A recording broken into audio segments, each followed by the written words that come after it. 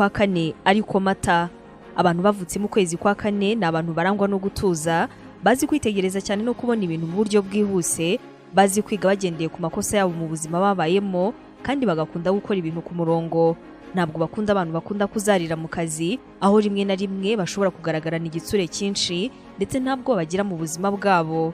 Bano bantu bavutse mu kwezi kwa kane bakunda abantu bagira gahunda, bagakunda guhanga udushya mu bintu byose bakora.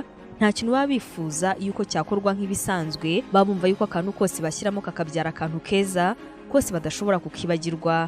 Bano bantu kandi bakunda isuku, bakaba ari n'abantu bakunze kugishwa inama cyane kubera ukuntu ari inyangamugayo. Bashobora kugira amahane cyane, hanyuma kubera iyo mpamvu iyo batitonze bakaba bashobora gutinywa. Ni ibiki bibi bishobora kukuranga niba waravutse mu kwezi kwa kane? Niba waravutse mu kwezi kwa kane uri umuntu ushobora kwitonda cyane, gusa ariko amahane yawe ndetse n'uburakari bikaba biza ari bibi cyane, bikaza ku rwego